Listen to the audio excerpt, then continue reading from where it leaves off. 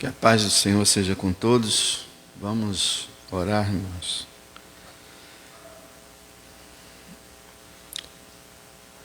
Deus santo e maravilhoso, graças te damos por esse privilégio de nos reunirmos para mais uma vez meditarmos na Tua palavra impressionante, Tua palavra poderosa que nos sustenta, que nos alimenta, que nos mantém fiéis na Tua presença. Glória ao Teu nome, Senhor, pela Tua palavra. Obrigado pelos irmãos que estão presentes, que o Senhor possa abençoá-los e abençoar aqueles que estão assistindo pela internet. Que o Senhor possa, Deus,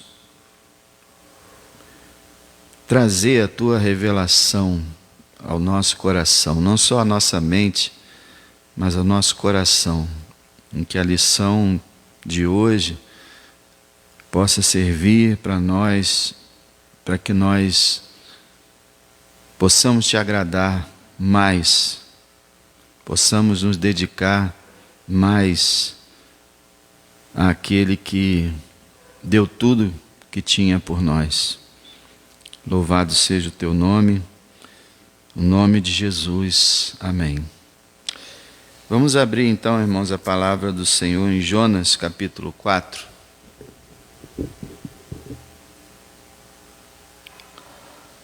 Jonas capítulo 4.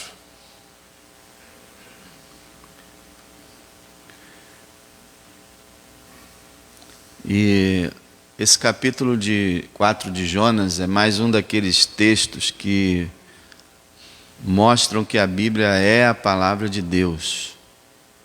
Diferente de biografias, a Bíblia ela mostra a verdade, não esconde nada. Pelo contrário, ela apresenta o pecado dos heróis da fé, os defeitos dos profetas, ela apresenta tudo com verdade.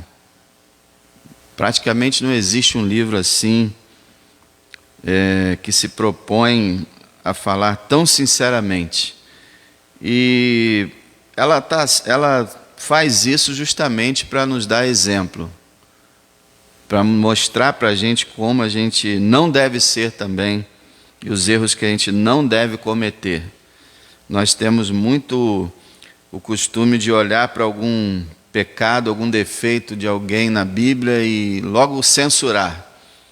E não imaginar que talvez nós estejamos praticando aquela mesma coisa que a gente censura no nosso próximo.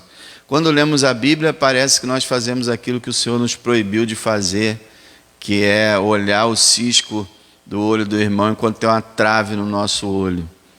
Então por exemplo, a gente vê Jonas, a gente não entende Jonas, a gente acha incrível como Jonas pode fazer certas coisas, mas às vezes nós fazemos isso, talvez de uma maneira mais sutil, mas fazemos. Então, vamos examinar esse capítulo, que é um capítulo assim, lamentável não fosse pela lição final que o Senhor quer nos dar, pela ação do Senhor em todo esse capítulo, porque da parte do profeta é realmente um fracasso, né? Como eu disse, se fosse um livro humano, teria acabado no capítulo 3. Para relembrar, os irmãos sabem muito bem, se lembram que Jonas foi chamado por Deus para pregar em Nínive, e ele simplesmente se recusou, porque Nínive pertencia à Síria, um país gentio, um país violento, um país que era inimigo do seu povo. Então Jonas pegou um barco e fugiu para a direção oposta àquela que Deus o chamou para profetizar. E aí Deus levantou uma tremenda tempestade onde o barco de Jonas estava, de tal maneira que os marinheiros foram forçados a tirar Jonas do barco. E nesse meio tempo, os marinheiros começaram a invocar o Senhor. E Jonas foi então jogado, lançado no mar, e Deus preparou um grande peixe para engolir Jonas, para que ele não morresse afogado. E durante 3 dias e 3 noites ele fica no ventre daquele peixe. O texto não diz que ele morreu, também não diz que ele permaneceu vivo, ela não fala sobre isso, mas que fala que ele estava orando dentro do ventre do peixe, então ele estava vivo lá dentro, e não fala sobre a morte dele, sobre nada disso. E no ventre do peixe, então, ele ora, não confessa pecado, ele não se arrepende, ele simplesmente pede a Deus ajuda para que a vida dele pudesse ser salva. E quando ele percebe, né, ele está reconhecendo que do Senhor vem a salvação e votando obedecer a Deus, então Deus faz com que o peixe cuspa Jonas na areia, na terra. E aí no capítulo 3, Jonas vai pregar em Nínive com muita má vontade, vai por ir, né? Porque ele foi obrigado ali, para não acontecer coisa pior, ele vai. E quando ele começa a pregar naquela cidade que era extremamente perversa, ele começa a anunciar: dentro de 40 dias Nínive será destruída. E essa era a mensagem dele. E antes que ele percorresse um dia de caminho, toda a cidade começou a crer e se arrepender dos seus pecados, desde o menor até mesmo o rei. Um milagre extraordinário que, como já foi dito, não só por mim, mas por a grande maioria dos comentaristas, dos estudiosos, que esse foi o maior milagre, o maior avivamento, o maior evangelismo, a maior salvação de todos os tempos. Nunca aconteceu nada igual a isso. E Deus fez isso através de um profeta fujão, de um profeta desobediente, de um profeta rebelde. Nós vamos ver aqui no capítulo 4, de um profeta egoísta, de um profeta comodista e desrespeitoso. É impressionante, irmãos, é impressionante. Então a cidade toda foi convertida, e o verso 10 do capítulo 3 diz que Deus viu as obras deles, como se converteram do seu mau caminho, e Deus se arrependeu do mal que tinha dito lhes faria e não o fez. Quer dizer, Deus não cumpriu a sua promessa, a sua ameaça. Deus é assim. Ele diz que vai destruir, e ele fala isso através dos profetas. Quando eu disser que eu vou destruir algum lugar, e esse povo se arrepender, eu cancelo a sentença. E é isso que ele faz. Então todo mundo estava alegre, o povo estava alegre, a cidade estava alegre, Deus estava alegre, os anjos estavam em festa, porque a festa no céu por um pecador que se arrepende. Agora você imagina a festa por centenas de milhares que se arrependeram. O céu deve ter parado ali para fazer uma grande celebração. Só tinha um que estava revoltado. Aquele que foi usado como meio para a salvação daquele povo. O pregador. Eu acho que é a primeira e última vez que vai se ver um pregador ter um sucesso monstruoso no seu trabalho e ficar com raiva. Ele era um homem que não queria que houvesse convertidos. Realmente é uma ironia muito grande. O verso 4 fala assim, capítulo 4, verso 1. Mas desgostou-se Jonas extremamente disso e ficou todo ressentido. Essa palavra ficou todo ressentido, ela está muito leve. Nas outras versões foi o seguinte, Jonas ficou irado. Jonas ficou aborrecido e irado. É interessante que a ira de Deus não foi despejada sobre Nínive, mas a ira do profeta estava acesa. Jonas estava revoltado, indignado. E aí Jonas vai orar, versículo 2 ele vai orar, né? Pelo menos isso, né? Porque no capítulo 1, como a gente viu, ele não orou, ele só orou no capítulo 2. Então parece que quando Deus chamou ele da primeira vez, ele fugiu, mas agora ele está irritado, ele está irado, mas aí ele vai falar com Deus assim mesmo. Pelo menos isso, né? Verso 2: E orou ao Senhor e disse: Ah, Senhor, não foi isso que eu disse, estando ainda na minha terra? Por isso me preveni, fugindo para Tarse, pois sabia que és Deus piedoso, misericordioso, longânimo e grande em benignidade, e que te arrependes do mal. Jonas está aborrecido porque Deus é bom.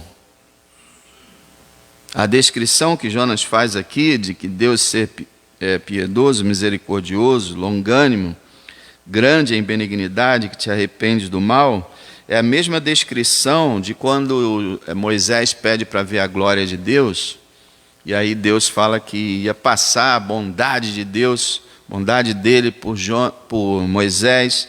Aí Moisés, quando Deus passa, Moisés, inspirado ali com a visão de parte da glória do Senhor, ele fala isso aqui, exatamente essas palavras.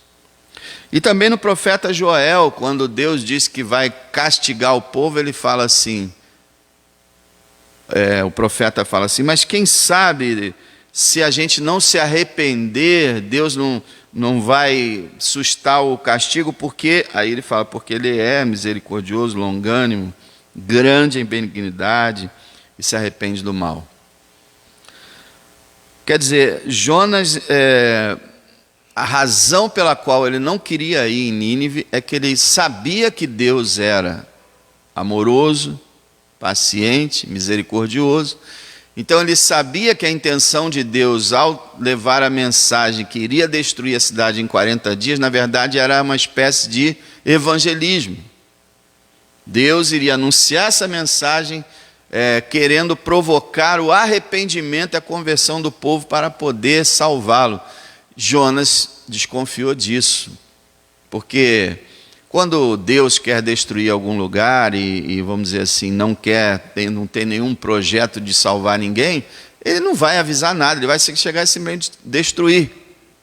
Se ele avisa antes, é porque ele tem a intenção de que as pessoas se convertam. E Jonas sabia disso. E Jonas não queria a conversão dos ninivitas. E isso aqui, irmãos, a gente não precisa dizer, não, é Jonas. Não. Essa era a mentalidade dos judeus. Os judeus não aceitavam que os gentios fossem salvos, mas de jeito nenhum. A não ser que o gentio, e não podia, eles não queriam multidões, nações inteiras, mas um ou outro prosélito podia vir, aprender todos os rituais, passar pela circuncisão, tornar-se um prosélito e então poderia ser aceito. Só assim. Mas o gentio ser salvo pela graça de Deus, nenhum judeu aceitava isso. Nenhum judeu queria isso. E Jonas também não queria. Porque eles tinham aquela noção. Os judeus nunca entenderam que eles eram um reino sacerdotal, assim como a igreja é hoje. Eles nunca entenderam que Deus escolheu um povo para, através desse povo, salvar pessoas de outros povos. Eles não entenderam isso. Eles pensaram que a salvação era para eles e ponto final. Eles nunca imaginaram que um dia haveria um evangelho que levaria salvação a todos os povos. Eles acharam que a aliança de Deus era só com eles eternamente. Até o fim do mundo, só os judeus seriam salvos. Então, Jonas sabia que provavelmente isso aconteceria. Então, Jonas pensou, eu vou andar 30 dias para ir, 30 dias para voltar, para pregar um juízo que não vai acontecer e acabar vendo aquele povo salvo? Eu não. Por isso que ele fugiu. E agora ele ficou furioso. Ele ficou furioso ao ver a salvação dos gentios. Irmãos, antes que a gente diga que na igreja não existe nenhum Jonas, infelizmente, a igreja também tem seus rótulos. Muitos cristãos ou membros de igreja têm na sua cabeça certo tipo de pessoas que podem ser salvas.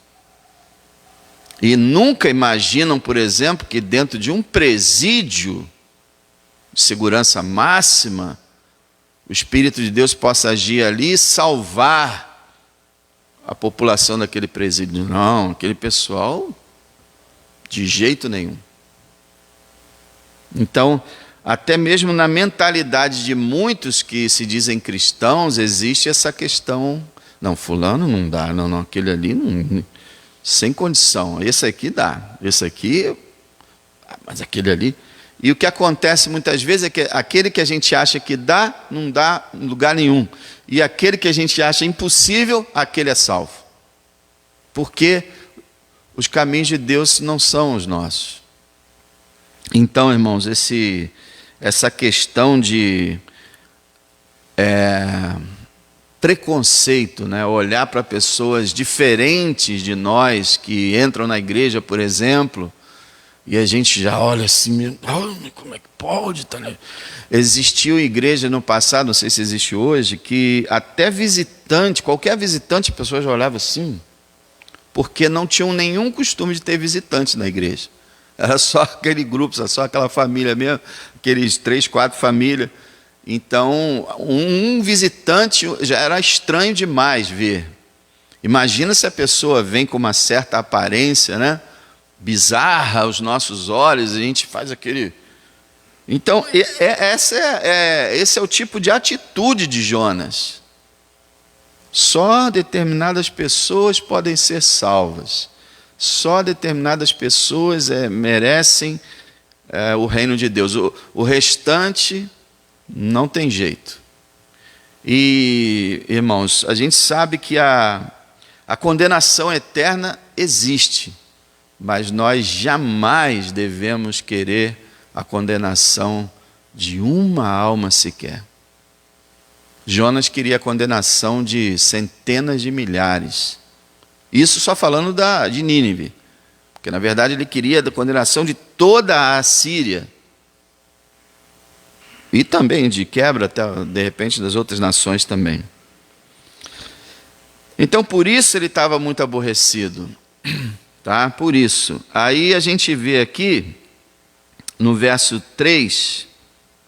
Agora, uma coisa a gente tem para elogiar Jonas, no verso 2. Tá? Só uma coisa. Ele foi sincero com Deus. Isso aí é bom. O irmão Guilherme, o seminarista que esteve aqui no sábado, ele falou de uma coisa que chama muito a minha atenção, isso eu fico sempre pensando sobre isso. A sinceridade na oração. Eu não sei se você é igual a mim, mas eu acho que muitas vezes nós faltamos com a sinceridade na hora de orar. Porque nós criamos uma fórmula para falar com Deus e não é o que a gente está sentindo naquele momento. Não é a nossa verdadeira necessidade.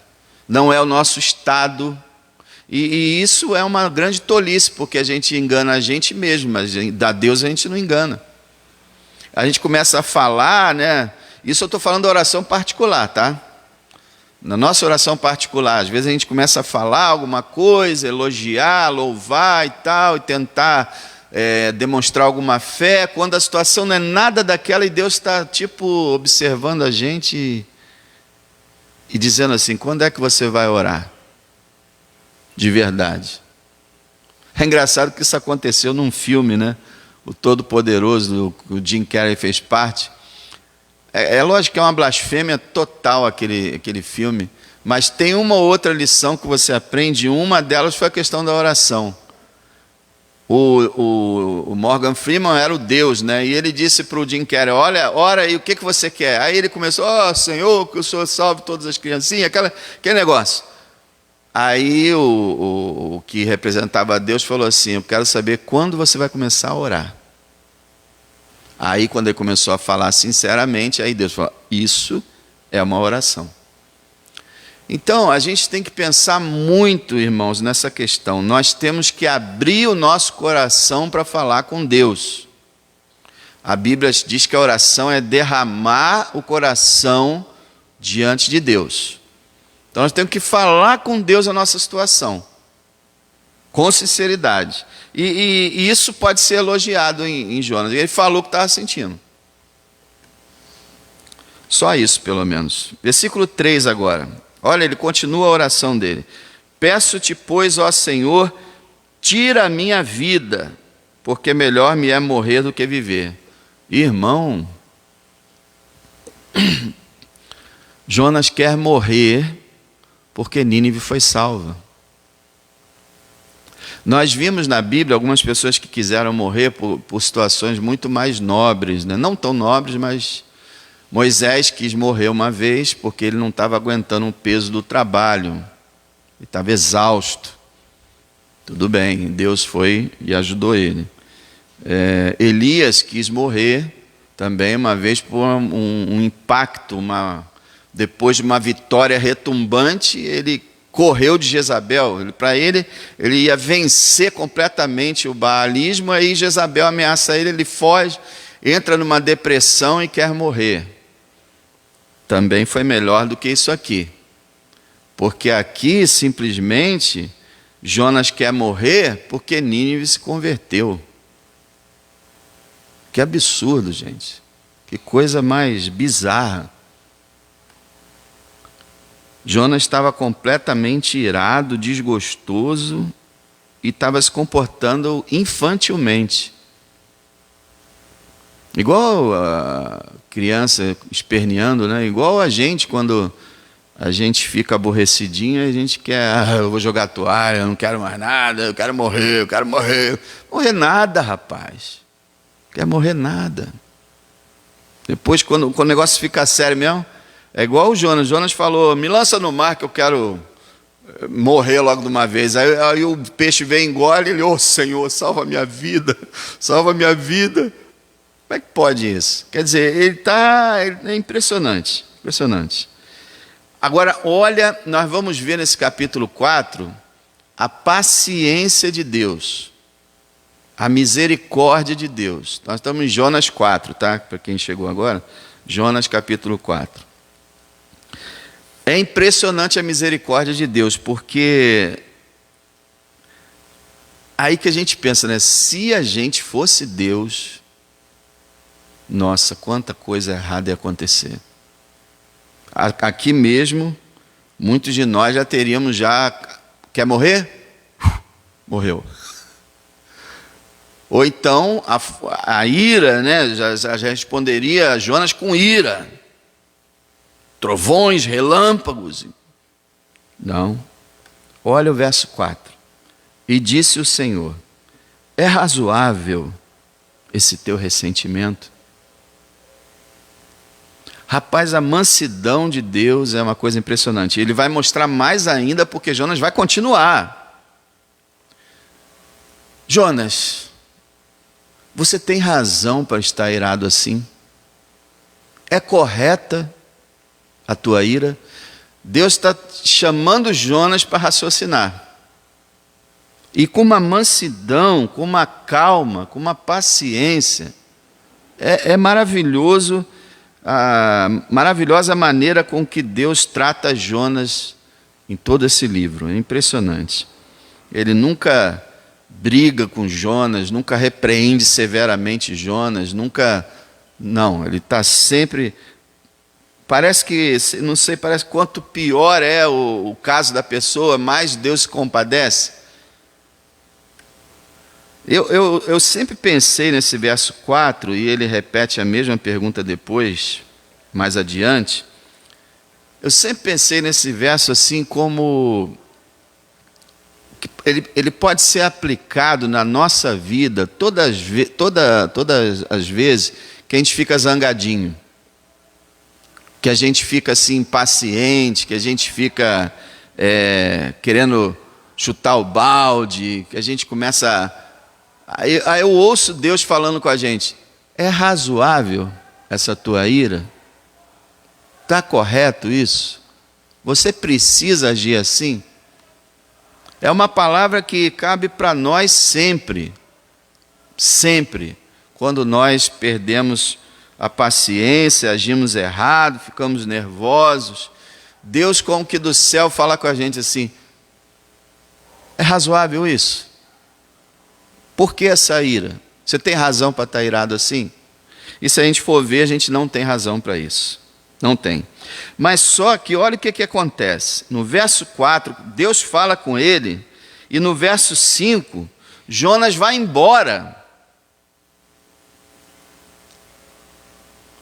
Poxa, se eu estou falando com você, ou você está falando comigo, você está falando comigo, aí no meio da conversa eu dou as costas e vou embora, é a maior grosseria que existe. E Jonas faz essa grosseria com Deus.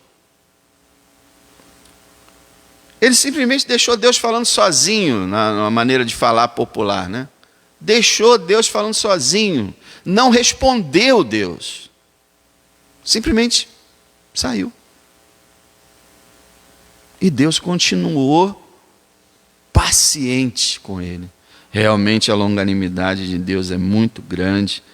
Ele vai cumprir no trato com Jonas e na palavra final dele exatamente o que Jonas falou no verso 2, lá que Deus é piedoso, misericordioso, longânimo, grande em benignidade e que se arrepende do mal. Quer dizer, ele não está sempre ali disposto a despejar o castigo, mas ele muda, ele revoga o castigo se a pessoa se arrepender, se a pessoa crer.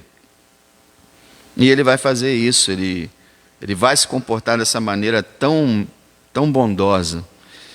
Veja, o verso 5 diz assim: então Jonas saiu da cidade. Quer dizer, ele não respondeu a pergunta de Deus. Coisa horrível, gente. Coisa horrível de se fazer. Uma outra coisa horrível foi o seguinte: ele saiu da cidade. Então, quando ele estava em oração com Deus, ele estava na cidade. E como é que estava a cidade, lembra? Arrependimento, não é? Todo mundo vestido de pano de saco, de jejum, orando. A gente não sabe, o livro não explica como que Jonas ficou sabendo que Deus não iria mais castigar Nínive. A gente não sabe se os 40 dias já tinham passado. Eu creio que não, que ele vai fazer uma coisa aqui que parece que 40 dias não tinham passado ainda não. De alguma forma parece que Deus deve ter dito a Jonas que ele tinha assustado o castigo.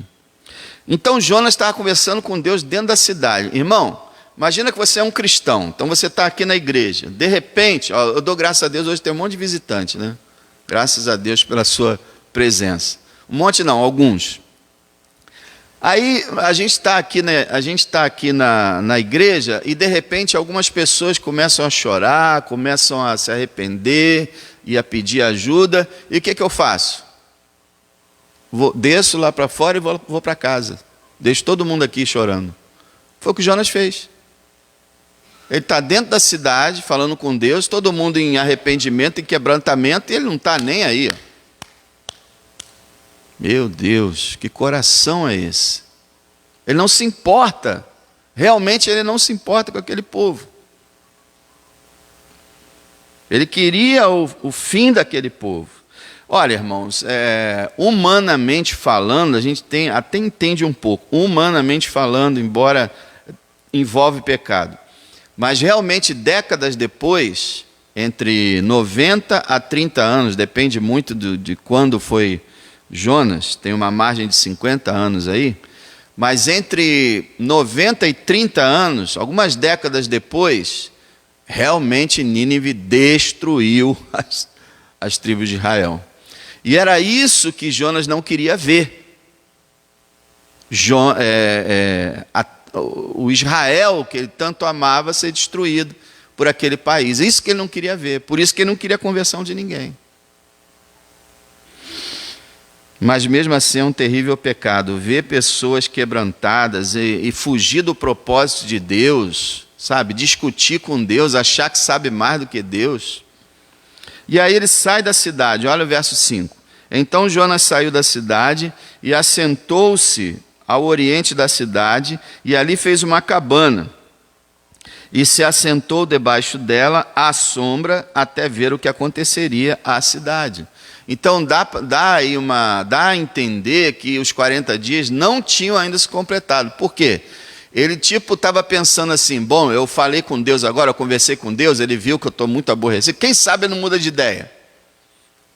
Quem sabe ele não destrói a cidade? Vou ficar aqui para ver o que acontece. Gente, o homem estava lá sentado e queria ver uma nova edição de Sodoma e Gomorra. Ele queria ver o fogo descendo do céu sobre a cidade e destruindo tudo. E ele estava lá de camarote na sua cadeira no cinema, né? Sentadinho lá na sua barraca, vendo tudo ao vivo na arquibancada, aguardando a desgraça dos outros, torcendo. Tiago e João tiveram uma atitude bem parecida com essa. Quando Jesus foi passar por Samaria, os samaritanos proibiram.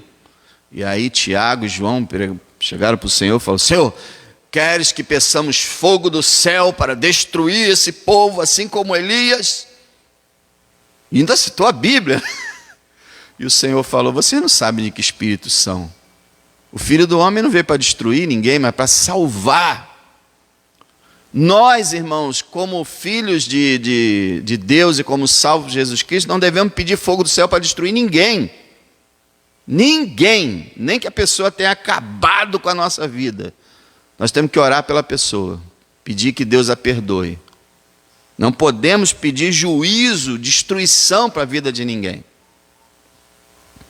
Então o homem estava lá, né, na barraca dele, na cabana dele, né? Cabana dele, mal feita, mas estava lá. E aí Deus vai continuar agindo. Deus vai continuar fazendo milagres, porque Ele sabe fazer isso como ninguém. E Ele continua nesse livro, Ele faz vários milagres. No verso 6, fez o Senhor Deus nascer uma aboboreira que subiu por cima de Jonas. A maioria das versões traduz apenas planta, porque a palavra em hebraico ela aparece uma vez só na Bíblia e mais nada. Ninguém sabe que planta é essa. A versão corrigida deu um palpite, que poderia ser uma aboboreira. A aboboreira ela sobe assim e tem umas folhas bem grandes que dá para fazer uma boa sombra, mas tem umas 2 ou 3 outras plantas que também têm a mesma característica, de modo que a gente não sabe qual foi a planta. Tá? Foi uma planta que ele fez nascer, Deus fez nascer, ela subiu por cima da cabeça de Jonas, para que fizesse sombra sobre a sua cabeça, a fim de o livrar do seu enfado. Quer dizer, ele estava estressado, estressadíssimo. E Deus vai e faz aquela sombra para desestressar Jonas.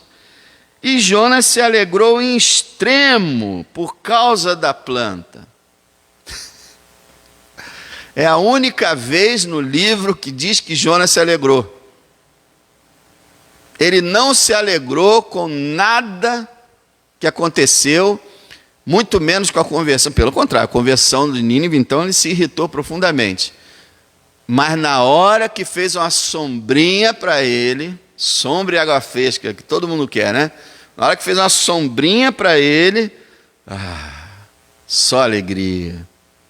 É muito egoísmo, gente. É muito egoísmo. A gente vai ver mais, que a gente vai ver que isso aqui é o exemplo de egoísmo que está dentro de nós, que nós precisamos lutar bravamente para não ser igual ao Jonas. Ele se alegra porque está lá a sombra. Muitas vezes nós nos alegramos porque temos uma casa confortável, nos alegramos que temos um carro bonito, nos alegramos porque vamos passear, nos alegramos porque temos isso, que temos aquilo e temos aquilo outro. Nos alegramos demais com isso. Se a gente se alegrasse com as outras coisas também, estava tudo bem. Só que quando a gente só se alegra com aquilo que nos beneficia e mais nada, a gente está demonstrando um tremendo egocentrismo e egoísmo. Eu, tudo para mim. O mundo gira em torno de mim. Quando as coisas me favorecem, eu fico alegre. Quando as coisas favorecem o próximo, eu não estou nem aí. Então ele ficou alegre. Impressionante. Isso aqui é muito irônico isso aqui. Ele ficou muito alegre. E aí Deus vai tirar a alegria dele. Você vê como Deus é sábio, né? Como Deus faz as coisas, né? Não, ele quer conforto, então vou dar um conforto para ele e vou tirar. Que aí eu vou provocar ele. Para eu poder mostrar para ele o que ele está fazendo. Então, versículo 8. Aconteceu que aparecendo... Não, perdão. Versículo 7. Mas Deus enviou um bicho, provavelmente uma lagarta, no dia seguinte, ao subir da alva, a qual feriu a aboboreira e essa se secou. Quer dizer, o crescimento da planta, que foi em uma noite, conforme o Senhor fala, foi milagroso, tá? Não tem nenhuma planta que cresce assim. Foi milagroso.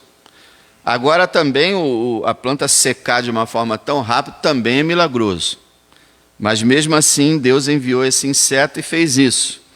E a planta secou. Versículo 8. E aconteceu que, aparecendo o sol, Deus mandou um vento calmoso. Calmoso aqui é de calma, que é aquele insolação, né? Esse calmoso aqui significa um vento que provoca insolação. Um vento calmoso oriental. E o sol feriu a cabeça de Jonas. Explicar um pouco esse vento aí. É chamado vento siroco. Ele acontece lá naquela região, uma região bem desértica lá.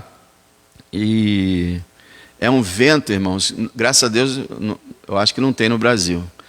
É um vento que ele é quente. A gente aqui no Rio, por exemplo, faz um calorão, não costuma ventar, fica tudo parado. É melhor ficar parado do que vir um vento quente. É igual quando a gente liga o ventilador dentro de casa, ele está igual um dragão. Então, é um vento extremamente quente e que vem junto com muita poeira, muita terra que ele vai trazendo. Quando esse vento bate nas regiões ali, as pessoas se escondem. Todo mundo procura abrigo, todo mundo sai, porque é um troço muito ruim. Além da temperatura lá ser bastante alta, esse vento aumenta a temperatura e realmente ele é muito desagradável. E Deus fez isso de propósito. Primeiro deu conforto, agora tirou o conforto e ainda trouxe um momento desagradável para Jonas. Então, verso 8, aconteceu que aparecendo o sol, Deus mandou um vento calmoso, oriental, o sol feriu a cabeça de Jonas e ele desmaiou. Esse desmaiou aqui não significa que ele perdeu os sentidos, significa que ele ficou desanimado, que ele ficou prostrado, que ele realmente se sentiu mal. E a cabeça do pobre Jonas devia ser mais ou menos igual a minha, assim, ou pior, né? Ele não devia ter muito cabelo, não. Então foi um negócio, quando você não tem muito cabelo, está acontecendo isso comigo, tem que botar boné, aquele sol violento, boné porque machuca mesmo. E o sol machucou a cabeça de Jonas e ele simplesmente, assim, ficou num estado muito ruim. E aí, de novo, desejou com toda a sua alma morrer. Olha aí. Ele quer morrer. E dizendo, melhor me é morrer do que viver. Então Deus, versículo 9, disse Deus a Jonas, é razoável que assim te enfades? Irmão, eu fiquei pensando sobre isso. Quantas vezes nós quase blasfemamos e praguejamos por causa do calor do Rio de Janeiro? Não é verdade? 40 graus, 42 graus, e a gente só falando mal. É Jonas. Bateu o calor forte aqui, Jonas já vai ver o que ele vai fazer aqui. Primeiro ele já disse, eu quero morrer de novo. Me arruma um ar-condicionado aí, que senão eu quero morrer. Arruma uma cobertura aí de novo, que senão eu quero morrer. De novo. Então eu fiquei pensando, né? a gente, irmãos, e aí Deus faz o quê? É certo essa tua ira? Quando a gente reclama, porque esse calor, quem é que está mandando o calor? Porque eu marquei um passeio, está chovendo, porque está chovendo. Quem é que manda a chuva?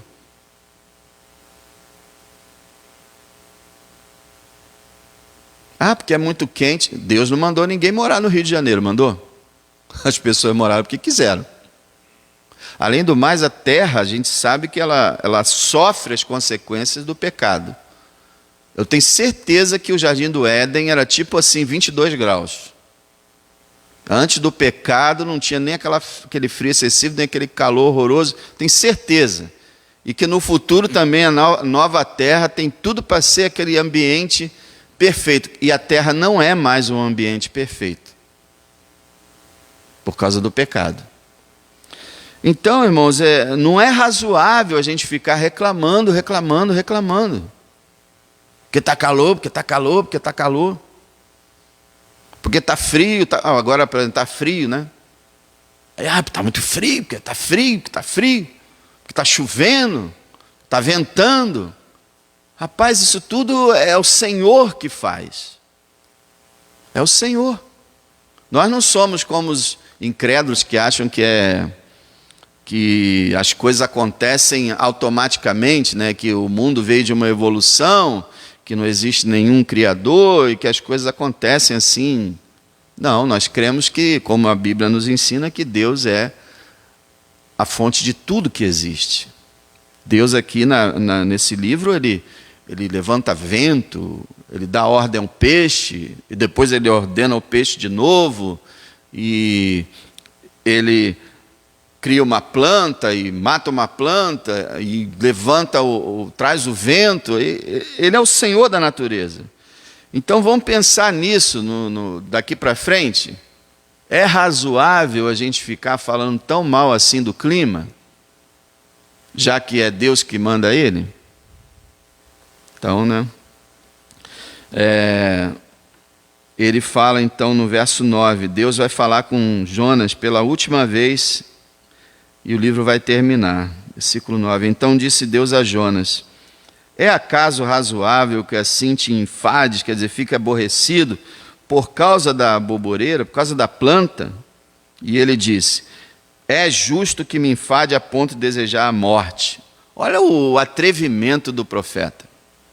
Na primeira vez que Deus falou com ele, é razoável, ele deixou ele falando sozinho. E agora na segunda, ele é justo sim. É justo não só que eu fique aborrecido, é justo que eu morra. Quer dizer, o homem, ele perdeu o temor. O que aconteceu com aquele homem? Mas Deus continua com paciência com ele. E aí agora, no verso 10 e 11, Deus vai trazer toda a lição do livro, tá? Verso 10 e 11. E disse o Senhor: tiveste compaixão da planta, na qual não trabalhaste, nem a fizeste crescer, que em uma noite nasceu, e em uma noite pereceu, e não hei de eu ter compaixão da grande cidade de Nínive, em que estão mais de 120.000 homens, que não sabem discernir entre a sua mão direita e a sua mão esquerda, e também muitos animais? Quer dizer, Deus está falando com Jonas: ô Jonas, você precisa se enxergar, Jonas. Você está aborrecido, pronto para morrer por causa de uma planta, que não foi você que criou, que nasceu num dia, morreu no outro. Uma planta. O que é uma planta, gente? Eu sei que tem muita gente que fala com planta, as mulheres gostam de plantas, tudo bem. Mas uma planta é uma planta. É diferente de um ser mais, né, mais vivo, vamos dizer assim, mais falante, mais barulhento, né? É uma planta. São bonitas, são coisas, mas é uma planta. Então, você teve compaixão da planta o que é uma planta comparado com pessoas e animais? Ele ainda colocou animais para ver se, já que ele não gostava de pessoas, de repente ele gostava de pets, né? Então, pessoas e animais. Você está se importando com uma planta e você não quer que eu me importe com 120 mil pessoas que não sabem discernir entre a direita e a esquerda. Jonas, o que você está pensando da vida? E tem mais, né, irmãos? Ele ficou com compaixão da planta, não por causa da planta, mas porque a planta beneficiou ele. Puxa vida! Não é assim que nós agimos muitas vezes? Nós somos amigos quando os amigos podem nos beneficiar de algum jeito.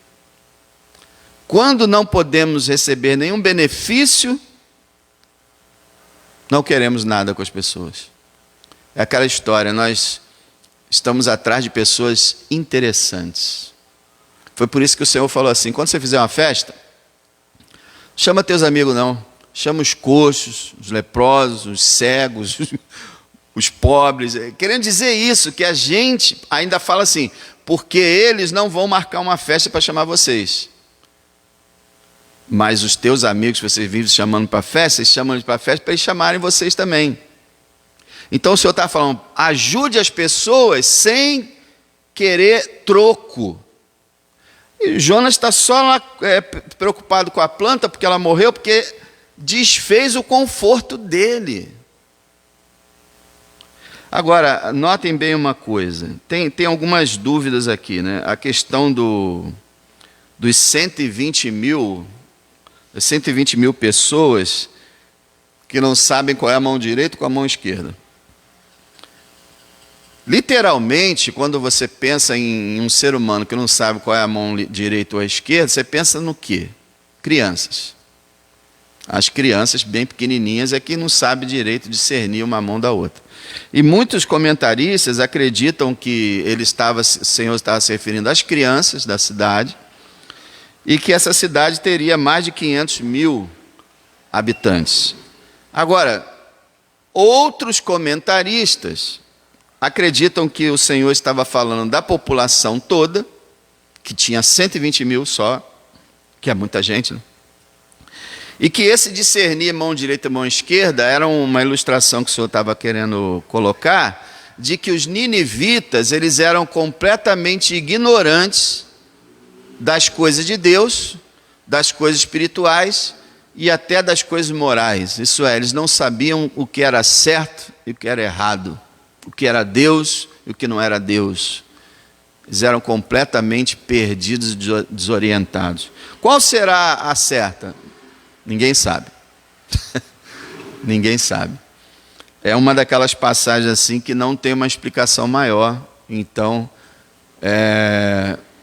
eu fico mais tendente assim a acreditar que ele estava falando de toda a população mesmo e usou esse mão direita e esquerda para querer dizer que realmente o povo de Nínive era completamente ignorante do Deus verdadeiro, da lei de Deus e do certo e do errado. Embora Deus coloque o certo e o errado nas nossas consciências, mas às vezes as pessoas vivem de uma maneira tão errada, um ambiente tão errado, que o certo desaparece. E as pessoas realmente não sabem o que é certo, o que é errado. Agora, uma outra coisa assim muito interessante é que o Senhor revela aqui o seu amor. Né? Ele foi falado que ele é misericordioso, benigno, longânimo. Aqui ele está explicando por que ele fez o que fez no capítulo 3. Aliás, desde o início do livro, né? Por que ele chamou Jonas? Por que ele enviou Jonas? Por que ele salvou aquele povo todo? Ele não condenou aquele povo todo? Porque ele tem grande compaixão pelos seres humanos. É isso que ele está explicando aqui. Não hei de eu ter compaixão da grande cidade de Nínive? Lembrando que a grande cidade de Nínive era uma cidade perversa, cujos habitantes eram violentos, Era um dos povos mais violentos de toda a história. E Deus tem compaixão. Então é uma coisa extraordinária. Agora, essa é a lição moral, o versículo 11 é a lição moral de todo o livro. Agora tem uma coisa muito interessante. Você já reparou a parábola do filho pródigo, quando o pai recebe o filho mais novo e depois ele tenta fazer o filho mais velho entrar, o filho mais velho fica zangado. O filho mais velho é Jonas, tá? Aquele filho mais velho representa Jonas. Jonas é o filho mais velho, que ficou zangado porque o filho mais novo, pecador, se converteu. Então ele não quer entrar em casa, igual o Jonas. E o pai tenta trazer o filho para dentro de casa, falando com ele, conversando com ele, e você nota que a gente não fica sabendo se o rapaz aceitou ou não entrar em casa. Por quê? Porque o texto quer colocar a situação na nossa mão. Ele quer dizer para a gente assim: você, o que faria? Você está, vamos dizer assim, há 40 anos nessa igreja, vamos dizer. Não tem, talvez tenha, tem. 40 anos aqui nessa igreja. Aí, de repente, chega um criminoso, lá não sei de onde, um homem muito perverso, e ele se converte, entra na igreja e se converte. E daqui a pouco ele começa a fazer as coisas na igreja e você olha assim: o que é isso? Você vai ficar zangado? Ou vai aceitar que Deus que salvou ele e está usando ele? Ou você vai ficar zangado? É essa a ideia. Colocou o Senhor Jesus colocou a gente como sendo esse filho mais velho. E ele tentando nos convencer. E aí, a gente aceita que o grande pecador seja nosso irmão também agora? Ou a gente diz: não, não quero, esse tipo de coisa não quero? E a mesma coisa acontece aqui no livro de Jonas. O livro termina com uma grande interrogação. Qual? Qual foi a reação de Jonas? Depois que Deus falou aquilo. Como é que ficou a vida de Jonas? Ninguém sabe. Alguns têm esperança de que ele voltou para o Senhor, se recobrou, porque o livro está aqui escrito, né? Talvez tenha sido ele mesmo que escreveu, ou alguém que escreveu para ele, mas com o testemunho pessoal dele. Então talvez ele tenha voltado atrás. Mas o livro não mostra. Por quê? Porque o livro, Deus quer falar com a gente. Esse é o livro mais missionário do Velho Testamento e talvez da Bíblia. E ele quer mostrar, ele quer que a gente como igreja diga: e agora? Nós reconhecemos a compaixão de Deus por todos os povos? Irmãos, tem umas coisas assim que a gente tem que terminar dizendo aqui, que as lições são muito importantes. A primeira lição desse final agora é que Deus ama os pecadores e não deseja a morte deles, de maneira nenhuma, mas sua salvação. Você lembra de João 3,16? Deus amou o quê? O mundo. O que é o mundo? A humanidade. Deus amou a humanidade de tal maneira que deu seu Filho unigênito, para que todo aquele que nele crê não pereça, mas tenha vida eterna. O apóstolo Paulo fala em 1 Timóteo 2 que a gente deve orar por todos os homens, até pelos reis. E sabe qual é a explicação dele? Porque Deus quer que todos se salvem e venham ao conhecimento da verdade. Por isso nós devemos orar agora por essa eleição, pelo próximo presidente, seja ele quem for.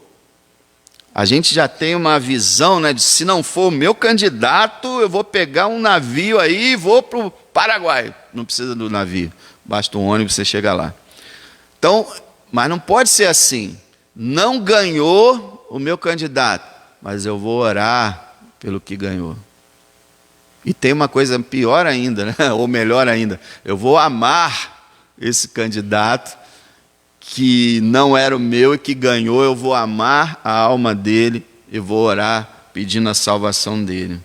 2 Pedro 3,9, nós vimos domingo, diz que o Senhor Jesus não voltou ainda porque o Senhor é paciente para conosco, não querendo que ninguém se perca, mas que todos venham ao arrependimento. Ezequiel 33,11 fala, Deus dizendo, eu não tenho prazer na morte do ímpio, mas antes que o ímpio se converta e viva. Aí Deus diz, convertei-vos, por que razão morrereis? Então o amor de Deus é o amor de Deus por cada ser humano e por toda a humanidade. Existe esse amor. Deus ama qualquer ser humano de qualquer nacionalidade, de qualquer raça, cultura, posição social, situação física ou econômica.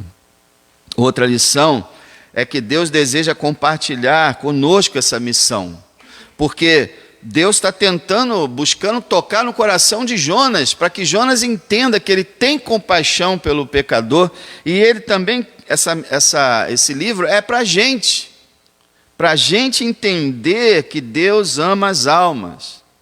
Você lembra do Senhor Jesus em Mateus 9, 35 a 38, fala que ele trabalhava, que ele ensinava, curava e andava por todas as aldeias e ruas e vielas pregando.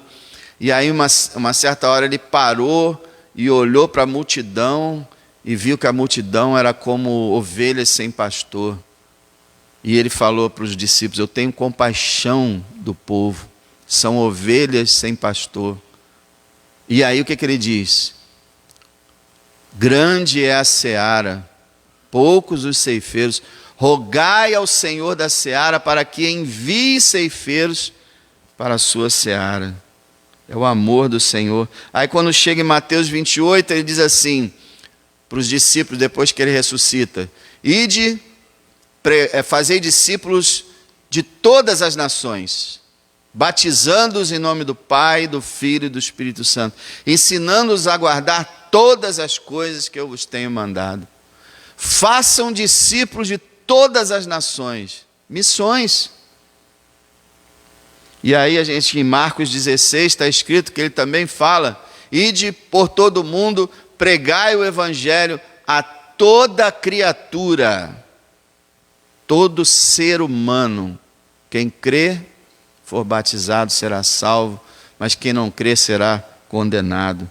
Esse amor de Deus por toda a humanidade, ele existe e é muito grande. E tem uma coisa, Deus, ele quer que a gente compartilhe, com ele essa missão, porque ele nos manda pregar, e não pense que só os pastores, evangelistas e missionários e pregadores é que tem que pregar. Cada cristão deve pregar. E o púlpito? O púlpito é o mundo. O púlpito é o mundo. Por onde você passar, tem pessoas para te ouvir. Então, você deve participar. E mais, Deus responsabiliza aqueles que negligenciam as almas perdidas. Sabia disso? Deus fala a Ezequiel, por exemplo, tudo bem, essa mensagem é só para o pregador mesmo. Ele fala em Ezequiel 3, 17, 19, chama o profeta de atalaia, e ele fala assim para Ezequiel, e essa é a razão porque a gente fala sobre o inferno também. Porque o Senhor fala assim, olha, se eu mandar você falar com o ímpio sobre a perdição dele, e você não falar, e ele se perder, ele será condenado, mas eu cobrarei de você a alma dele. Agora, se você vir o ímpio cometendo pecado, e realmente você falar para ele sobre a condenação e oferecer a ele a salvação, se ele for condenado, ele será condenado, mas você estará livre, estará limpo. Então, tudo bem, isso aí é mais diretamente ao pregador. Agora, pode se estender de uma forma geral com cada cristão que às vezes tem a oportunidade de falar do Senhor e fica quieto.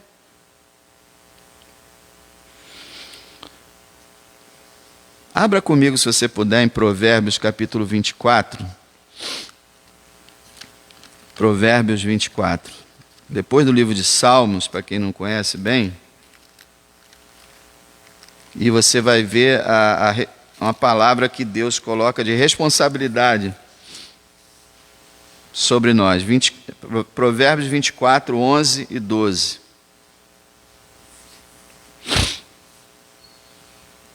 (24, 11 e 12). Olha o que Deus diz: livra os que estão destinados à morte e salva os que são levados para a matança, se os puderes retirar. Isso aqui você sabe, né, que a interpretação espiritual disso é o Senhor está falando: livra aqueles que estão sendo destinados ao inferno, salva os que estão sendo levados para a morte eterna, se os puderes retirar. Quer dizer, tendo você uma oportunidade de falar do Evangelho para uma pessoa que você sabe que está perdida, faça isso. Por quê?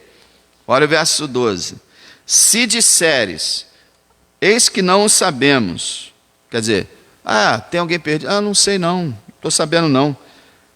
Porventura aquele que pondera os corações, que é Deus, não o considerará? E aquele que atenta para a tua alma não o saberá? Não pagará ele ao homem conforme a sua obra? Então Deus está dizendo: como é que eu vou salvar os perdidos? Através de quem? Da igreja.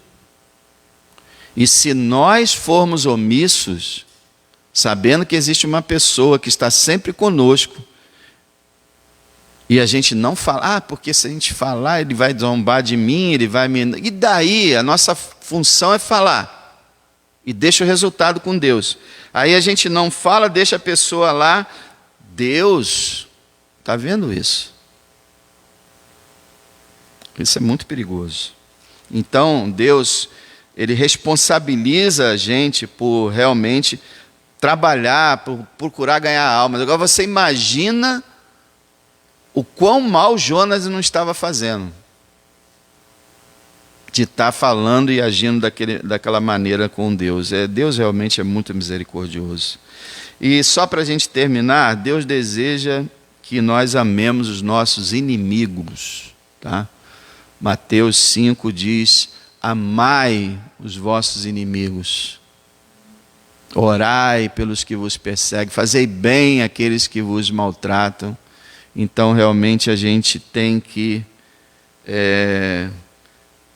não fazer acepção de pessoas, não considerar pessoas nossos inimigos e desprezá-los, como Jonas fez, mas buscar realmente levar a salvação a todas as pessoas que nós conhecemos, e aproveitar todas as oportunidades.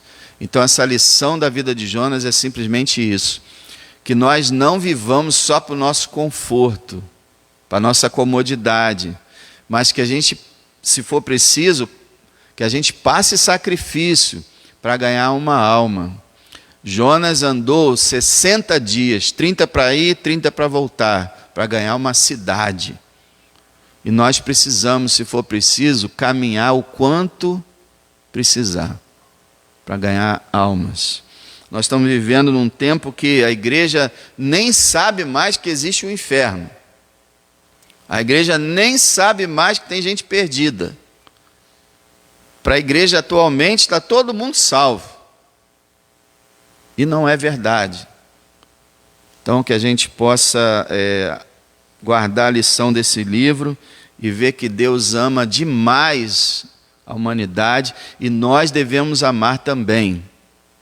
E que nós possamos nos submeter à vontade de Deus, não ficar irado contra Deus, não desrespeitar Deus, como Jonas fez, e só Deus tendo muita paciência e misericórdia conosco mesmo, porque é incrível, incrível como Ele tratou Jonas com tanta mansidão, quando ele merecia um castigo muito severo.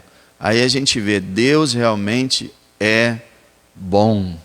Agora, que a gente não abuse da bondade de Deus, porque paciência tem limite, o pessoal fala, né? A paciência de Deus, então, tem limite.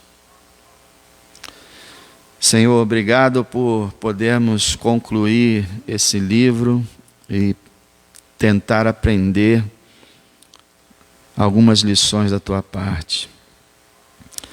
Abençoa, Deus, cada irmão que está aqui presente, de outras igrejas, os visitantes que estão aqui, que o Senhor possa falar ao coração deles e que eles possam estar aqui novamente, e aqueles que de repente ainda não conhecem o Senhor, que possam conhecê-lo. Obrigado, Deus, por tudo. Agora nos prepara para a próxima quarta-feira, para que o Senhor possa preparar, nos guiar a um outro estudo, e que o Senhor possa sempre estar falando conosco. Perdoa nossos pecados, Senhor. Perdoa as vezes que reclamamos, que ficamos irados, que te tratamos desrespeitosamente. Tem misericórdia de nós e muito obrigado pela tua bondade, pela tua paciência, porque se não fosse o Senhor bom e paciente, nós já estaríamos no inferno. Louvado seja o Senhor, porque preparou um lugar no céu para nós. Aleluia. Glória ao teu nome para sempre. Amém.